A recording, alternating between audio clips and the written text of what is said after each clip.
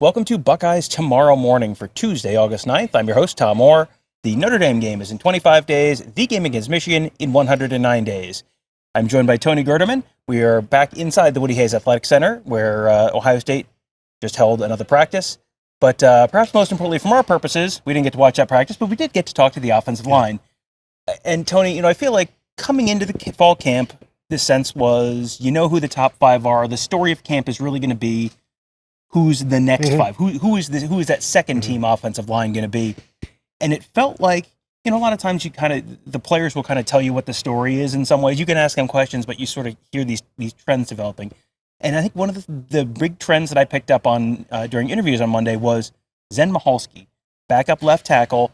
He just was sort of someone who, we got a chance to talk to him, but he was just someone whose name kind of kept coming up. And usually when someone's name keeps coming up in interviews like this, it's a sign that, okay, someone who was sort of a forgotten person may become someone who's playing a little bit of a role, or someone who's playing a little bit of a role may be becoming a much bigger player. Yeah, coming into the year, we talked about Josh Frye and Enoch Vamahi being sixth and seventh man, but Zen Michalski is the number 2 left tackle. So that is a position. I asked him who he was competing with, and he said, I guess some of the freshmen.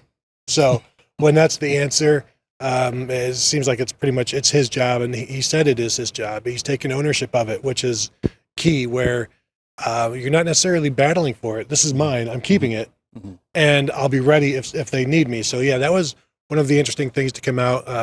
Paris Johnson talking about how last season when he was doing his off-season work after practice off-season, Zen Michalski was doing it as well. And, he's really, really professional in his approach.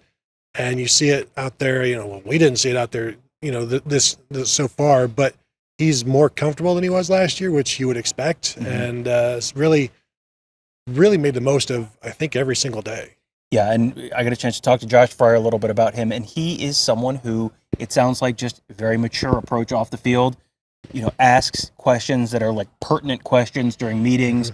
And, for him, it sounds like the off-field stuff, like the meeting stuff, the mental piece of the thing, like he's got it. And now it's just sort of a matter of physically developing, the on-field development is kind of the biggest thing that stands between him and being a very good offensive tackle for Ohio State. He also has grown quite a bit. And by quite a bit, I mean like holy pants. Like he before his junior season, he weighed, I think he said about 210 pounds. So he's put on 100 pounds since the start of his junior season of high school. And he said, he put on about 75 pounds of that, between his sophomore and junior seasons. And he said, that wasn't all good weight, which, yeah, okay. You're probably doing, ho-hos and ding-dongs are probably doing a lot of the work there to get you 75 pounds in one off season without a college strength and conditioning program. But, I think he's kind of refined his eating technique, refined his workouts and all of that. And he's, put out, it is now good weight on him and not bad weight. Does he really need to refine the technique with which he eats, or is it? He actually does. Fantastic question. Wow. This is why you're a pro.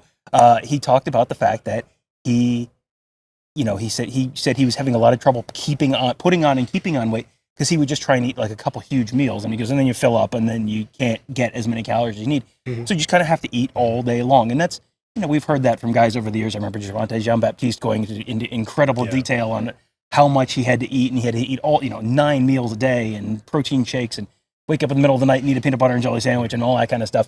It sounds like Zen Michalski, and he made it sound like that's what he had to do, and he said, it's not as fun as it sounds. No, I was thinking technique like Joey Chestnut has a technique. Yeah. Like, does he dunk everything in water before he eats it? He didn't mention that specifically, but I can't rule it out. Who doesn't? Yeah. Enoch Vamahi, you mentioned him, backup lineman. He just talked about how much confidence he's gained since he's been here. He's been here a while. This is his 4th year now, right? Yeah, 4th year.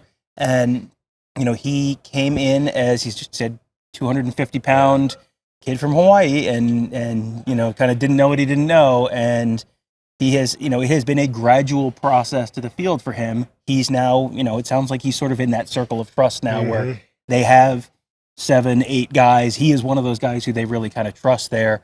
It has taken a while, and he's someone who is far from home, and you always sort of wonder with guys who are far from home and entering their 3rd, 4th year who haven't cracked the starting lineup, is that someone who's going to stick it out? Because a lot of people don't. He hasn't, and I think he's finally now sort of about to the point where he's going to be potentially a significant contributor. I don't know if there's anybody further from home than Enoch Vamahi on this team. And Hero Canoe. Well, I don't know if that's true. I'd have to get Google Maps out. Hero Canoe needs a passport, but it might actually be further to Hawaii. Anyway, it doesn't matter. We're not here for geography chat. That's a Buckeye Weekly podcast.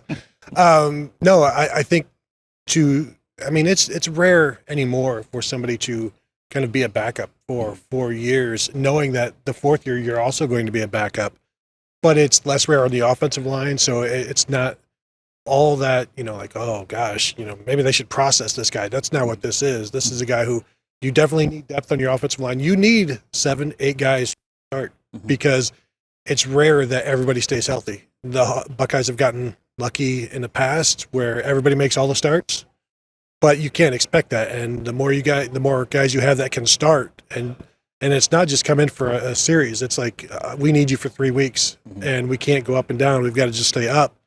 It's interesting. I do wonder. I didn't get a chance to ask Justin Frye, like who is the backup center. I'm not sure if anybody else asked him, but like if Luke Whippler goes down, is it Matt Jones? Is it Jacob James? Something like that. And I don't know that he knows right now. Yeah, Jacob James is listed as the second string center, but that doesn't necessarily mean anything. You mentioned people who have stuck around and have a chance to start this year. Matt Jones. Yeah. I mean, Matt Jones. He was someone who, like you were talking about with guys being injured and needing to step up. He is someone who has sort of stepped up in the past, and it sounds like that experience has him feeling like this is not necessarily his first year as a starter, even if it's officially his first year. Yeah, I think he started 3 games, maybe last year or the year before, and 6 games total in his career. So I asked him, like, do you feel like a returning starter? And he's like, yeah, I do, because you look at all of the minutes he's played as a reserve, and not just in the fourth quarter. Like, he's played in the first quarter, he's played in the second quarter, and come off the bench to play well. And then when he starts, things go well. And so, this is nothing new for him. This is something he has worked for. He said he's very proud of the fact that he has stuck it out. He never thought about transferring, but it's not easy to, like, we've seen him a couple of times in camps where he is the number one something. And then by game time, somebody else is the number one at his position. We've seen him come in as a center, seen him come in as a guard, and invariably somebody takes a job. I don't see that happening here, but this is a guy who has, just been not waiting, but been patient. And so I think everybody's really, really high on him this year. The other starting guard this year, Donovan Jackson, has not had to be quite as patient as Matt Jones. He was only here for his freshman year and played, sort of situationally there as a freshman, and is now as a sophomore, sort of at least penciled in, and really probably it's more like ink than pencil into the starting lineup this year. He talked about the fact that he's, kind of comfortable at this point on both the left and right side of the line, and that I think that's a good thing for him. He talked about Luke Whippler, called Luke Whippler the heartbeat of the line, because Luke Whippler just, it's like if you ask Luke Whippler what you're supposed to be doing, Luke Whippler will tell you. He said in like a second. It's not like he has to stop and really think about it. He's like, here's what you need to be doing on this play. Anyone on the line can just ask him, and I don't know if that's like a party trick or if they're really like relying on him to tell him, but it's he I think kind of has, and he is someone who came in with the reputation of being just a very smart guy. He was looking at very seriously at Stanford, so that gives you an indication of the neighborhood his SAT scores are probably parked in. But Donovan Jackson was impressed with Luke Whippler.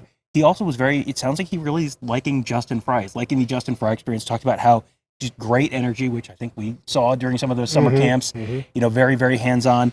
And he said the way he will jump in and just, he will just run the drill for you. He was a former college offensive lineman at Indiana. And he will, when he wants to show you how to hit the blocking sled, it's not like he's explaining to you, well, I'd like you to hit it and come on, you put your hand. He said he'll just go in there and just put his face in the blocking sled and hit, just be very hands-on. He said he is a visual learner. That's great for visual learners. Yeah. Everything's perfect because nothing has, they haven't gotten stopped on third down yet. But, it seems like the early returns on the Justin Frye, Greg Studwara for Justin Frye swap, everyone's very, no one wants to say anything bad. I think everyone likes Stud, but it seems like the early returns on that are at least trending positive. Yeah, and I think one of the other areas that they're being helped with is they're seeing multiple fronts in practice every day. They're seeing 3 down, 4 down, and that is preparing them. That is forcing them to get good all over the place. Whereas last year, and years throughout, it's just basically you see 4 down in practice every day, except for the scout team who might throw some 3 down at you depending on the opponent. So they're seeing a lot more. I don't want to say it's a crash course, but there is a lot of crashing in there, and so they're learning on the fly. But yeah, all the returns have been positive. Which I mean, 4th practice, something like I think this is the 4th practice of the year, so things should be good.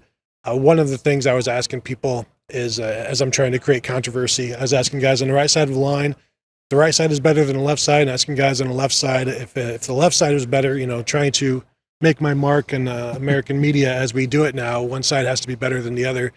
Everybody kept saying we're all equally good, and then I was like, well, Luke Rippler will tell me because he's the middle. Like, he sees everything. He's not biased, but he is biased because he said everybody's great, and so it's unfortunate unless it's true. Yeah, if it is true, that would be a very good thing. You talked about they're seeing some different things during these practices. The offensive line lining up against different defensive lines. Josh Frye faced a 5-man front during interviews. There were a whole group of the sometimes you'll have guys, the wide receivers were known for this for years. They would all come down and do interviews together, or guys will sit and sit down in one of the media chairs and start asking questions and that kind of stuff. It was Zach Harrison, JT Tuimoloau, Mike Hall, Tyler Friday, and Javonte Jean-Baptiste all sitting there just firing questions at Josh Frye and veterans who have could be off doing something by now. It seems like they should have better things to do, but that's I think that's a tremendous sign because, and let's paint the picture. Like Fryer had 2 or 3 reporters at his table, and so they saw that and they're like, "Let's go," and they swarmed, and a couple of the freshman offensive linemen were sitting in watching each of the guys go through it. I believe the defensive line then did they clap, or was that no? That must have been the freshman. That was the freshman clapping. Yes.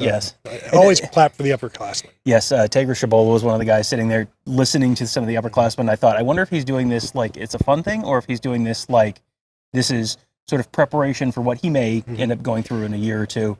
You don't want to read too much into anything, but there were guys who were on the second team offensive line who we didn't talk to, listed on the second, we didn't see Trey LaRue. So, you always wonder how much to read into any of that. Is that an indication that these are the guys who are in the circle of trust on and off the field, and other guys are maybe still working their way into that? You never know quite what to read into that, but when somebody in treatment, well, exactly, yeah. There's 1,000 other reasons, but you got all 5 of the starting offensive linemen, and Enoch Vamahi, and Zen Michalski, and Josh Frye. That kind of tells me, okay, these are the top 8, which I think we probably would have guessed. But yeah, so that's something to just kind of file away. One other interesting note from Josh Frye was he injured his knee in the warm-ups for the Michigan game, apparently. And it sounds like I walked up just as he was halfway through, so I don't know if he said his specific, it was tore this ligament or whatever it was. He said he thought it was a meniscus thing.